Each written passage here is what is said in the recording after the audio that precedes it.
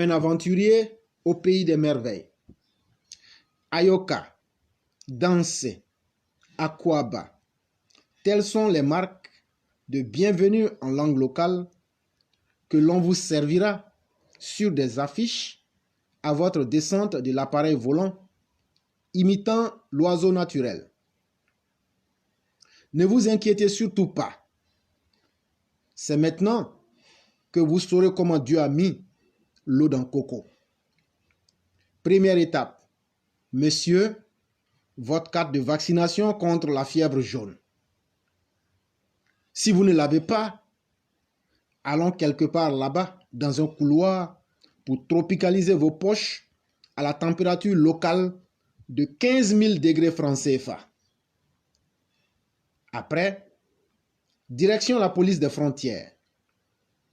Ici, certains voyageurs exténués, après 3 escales en classe économique, ont entendu des voix fantômes leur demander: il n'y a pas un peu d'euros ou quelques billets de dollars pour nous les frères rester au bercail?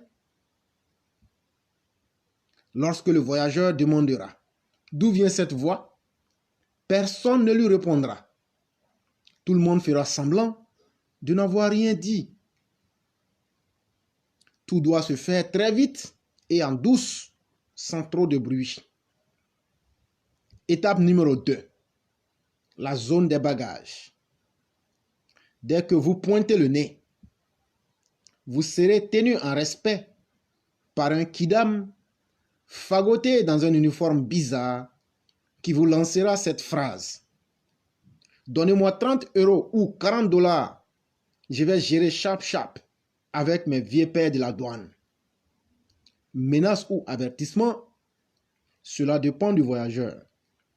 Mais ces types qui n'ont rien de douanier, ont activement besoin de leur mangement, entre guillemets. C'est la méthode la plus efficace pour aller au 7e ciel, entre guillemets, c'est-à-dire rentrer chez vous à la maison. Peine perdue. Dès que vous franchissez le seuil de l'aéroport, une première bouffée de cette suffocante chaleur vous dévore les narines, puis suivra la bombe du désordre ambiant avec ses 10 000 yeux qui vous croqueront avec mépris et envie inavouée. La dernière surprise désagréable viendra des taximètres qui pratiqueront un jeu du hasard sur la tête de tout arrivant nécessitant leur service. Ils profitent méchamment de votre fatigue pour vous imposer une surenchère déloyale et pleine d'avidité. C'est 30 000 €, comme pour vous dire que c'est à cette somme-là qu'ils accepteront de vous faire déplacer de l'aéroport vers votre lieu de destination finale. Après 2 jours de repos bien mérités, on s'en va comme ça quelque part là-bas pour chercher un terrain ou une maison avec mention à vendre, entre guillemets.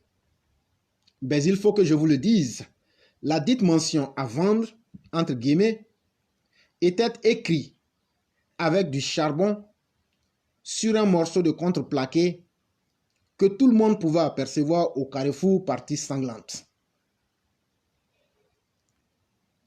Tout bon grouilleur devrait concrétiser son aventure avec un logis, tout au moins.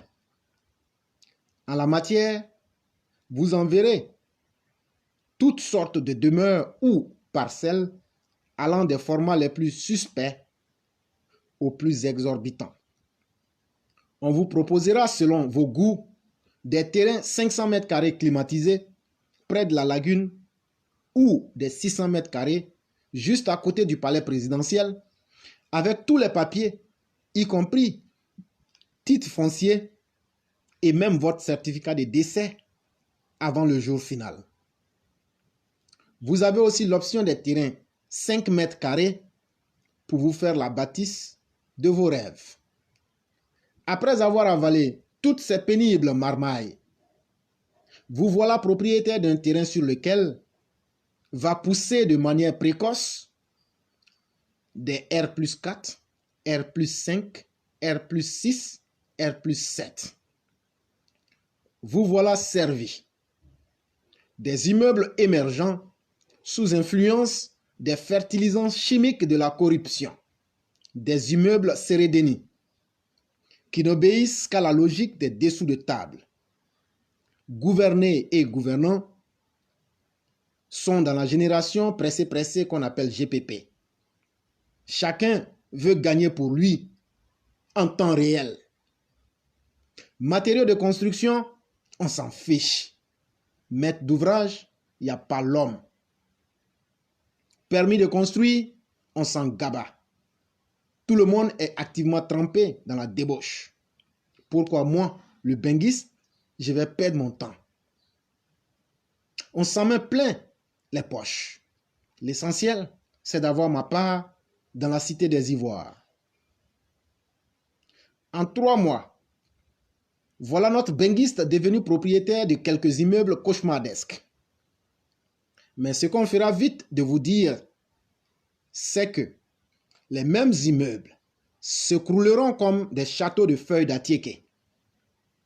Nous voilà à plaindre le sort, à plaindre Dieu et souvent même à plaindre les mannes des ancêtres, juste le temps que se dissipe le nuage de poussière des gravats ayant avalé de multiples victimes. Dans une hypocrisie honteuse, le précepteur en charge des constructions viendra encore faire son matu vu et justifier qu'il n'est pas, lui, Dieu en personne, pour prévoir l'avenir. Pendant ce temps-là, la vie suit son cours habituel parce que les victimes n'étaient que des petites gueules minables de la contrée. On a surtout fait semblant de réprimander certains petits plantons qui reprendront leur travail après 2 semaines, auréolés de promotion à des postes plus juteux financièrement qu'auparavant. Ils seront mis à des postes où personne ne pourra les confondre. Bientôt viendra l'hivernage, c'est-à-dire la saison des pluies, avec ses chapelets de morts et de déguerpis. Notre benguiste, que certains appellent souvent le statois, quittera le pays pour aller se chercher entre guillemets à nouveau. Après 30 ans de Jossi, lui qui se rêvait en propriétaire du meuble, retourne au point de départ en grabataire horizontal. Source, éclaireur, pro-vérité. C'est un texte qui est basé sur les réalités de notre société. Je l'ai fait de façon comique pour parler de beaucoup de choses à la fois. Ce n'est pas seulement un texte pour jouer. Prenez-le bien et analysez-le, vous comprendrez beaucoup de choses. Sujet numéro 4. La mauvaise foi. La mauvaise foi au sens courant, c'est l'attitude qui consiste à nier la réalité en soutenant le mensonge. La mauvaise foi est différente du mensonge. Une personne de mauvaise foi tente non seulement de nier la réalité, mais elle tentera de se convaincre soi-même et de convaincre aussi les autres à travers le mensonge. L'individu de mauvaise foi sait pertinemment que ce qu'il soutient est faux, mais il y persistera sans tenir compte des barrières de sa conscience morale. En Côte d'Ivoire, la mauvaise foi anime férocement nos opposants que sont M. Bédier et Seplou le criminogène. Ces 2 vieillards, complètement dépassés par les génies bâtisseurs du président Alassane Ouattara, refusent d'assumer le poids de la réalité des progrès socio-économiques que leur impose notre Pygmalion Cyrus, 24 carats 7 fois éclairé, toujours vainqueur avant la finale. Les 2 aïeux, qui sont comme des vieux bateaux naufragés en plein océan, usent de mauvaise foi pour cacher leurs incompétences durant les décennies de leur gestion boiteuse et maladroite du pays. Dans le cas du tyran despote historique Laurent Gbagbo, il pousse sa mauvaise foi jusqu'à l'inconscience en crachant sur sa propre dignité. Tellement aux antipodes de la réalité, il tente désespérément de nous ramener dans les années de honte entre octobre 2000 et le 11 avril 2011. La haine, la xénophobie, les charniers, la pauvreté galopante, l'immoralité exponentielle, le mensonge, la vulgarité, la frivolité, et j'en passe. La mauvaise foi est la chose la mieux partagée dans notre République. Autant nos opposants la pratiquent, autant en font nos propres partisans du parti au pouvoir. Regardez aujourd'hui comment certains voudraient que l'on ferme les yeux sur la mauvaise gestion de ceux en qui le président Alassane Ouattara avait placé une grande confiance dans la gestion de la chose publique. Non seulement ces individus défaillants nient l'évidence en écrasant la morale, ils ont même le toupet de s'insurger contre nous qui essayons de les ramener sur la voie du salut. Ils pousseront la turpitude jusqu'à gracieusement payer des mercenaires de la communication pour défendre le faux, l'indéfendable, soutenir tout ce qui entre dans le registre du honteux. Mais la mauvaise foi dans notre société ivoirienne ne se limite pas dans le monde politique. Tous les Ivoiriens, je dis bien tous, en font usage de façon indirecte ou assumée selon les cas. Sinon, comment comprendriez-vous que 28 millions de citoyens se connectent à l'incapacité de combattre les maux qui pullulent dans notre pays? Tout le monde fait semblant de ne pas être affecté ou concerné jusqu'au jour où l'on se retrouvera confronté à un drame ou à une angoisse. La mauvaise foi est une stratégie de survie avec pour enjeu de protéger ses intérêts égoïstes au détriment de la réalité et même de la morale. Jusqu'où peut-on aller individuellement et collectivement avec la mauvaise foi? En réalité, plus l'on ment à soi-même et aux autres, ou lorsqu'on persiste à convaincre les autres de nos mauvaises foi, on condamne inévitablement toute la société à rejeter les bonnes valeurs qui doivent construire et maintenir la stabilité de toute communauté humaine. On se retrouve dans une société des afflictions et des antivaleurs. C'est bien à cela que l'on assiste de nos jours en Côte d'Ivoire, avec la part belle faite aux personnes vides, nulles, fainéantes, médiocres, sur nos médias, au détriment de celles qui dégagent des bonnes valeurs de courage, d'intégrité, d'honnêteté et de créativité. Toi qui m'écoutes aujourd'hui, en ce 1er avril 2022, es-tu acteur ou un promoteur de la mauvaise foi? Ou es-tu de ceux qui chaque jour posent une action positive pour tirer notre société vers le haut? Source Éclaireur Pro Vérité. Dernier sujet, écriture de Madame Blanc. Arrière de moi, Satan. Dans la société traditionnelle ivoirienne, le choix d'une épouse ne s'opérait pas au hasard. Ce choix devait obéir à deux critères. D'une part, le critère moral de la promise et d'autre part, son physique. Pour ce qui concerne la moralité d'une jeune fille en âge de se marier, sa famille, mais surtout sa mère, est un gage. Une mère qui est persévérante, soumise, aimante, assure un foyer digne à ses rejetons. Les anciens ont la ferme conviction que la fille est le reflet de sa mère en termes d'éducation. Et tous les parents veulent une bru respectueuse de son époux et capable de fédérer autour d'elle la famille au sens large. En revanche, le choix d'une future épouse se corse au moment des critères physiques. Une fille qui a un coup en avant a plus de chances de finir vieille fille, car selon les anciens, elle regarderait dans la tombe de son premier mari, une sorte de menthe religieuse. Idem pour une femme qui a les pieds plats.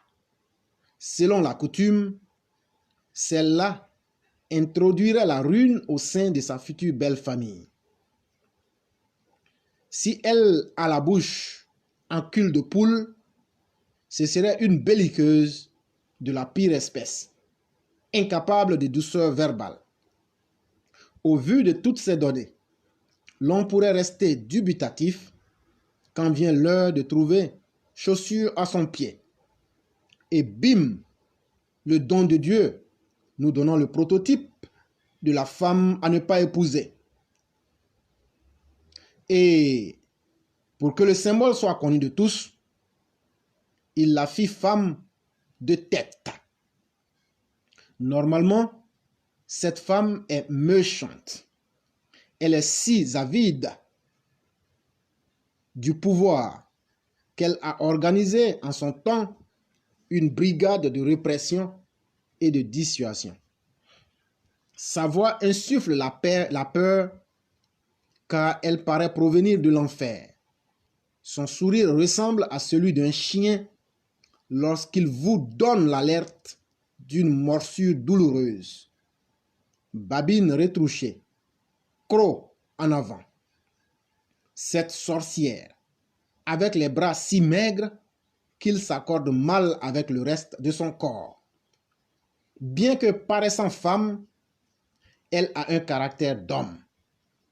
Où est donc la douceur maternelle et même féminine? Ne serait-elle pas hermaphrodite? Une de ces espèces qui possèdent les deux attributs? Il est certain que cette méchante dame est castratrice. Les hommes, elle en a émasculé. Le premier, de guerre lasse, se serait tiré une balle dans les jambes. Le second, devenu tonton, agit comme un préadolescent. En toutes circonstances, il clamera son innocence. Il m'accuse de ce que je n'ai pas fait. Pour lui, l'autre, c'est son enfer. Et que dire? Il n'a jamais rien fait de mal. Il a toujours été accusé à tort. Que les anciens aient eu raison ou pas, il existe des femmes auxquelles il faut éviter d'ouvrir la porte de son cœur. Sinon, viendra un moment où vous ferez la malle. Source, Massiata Blanc, très beau texte.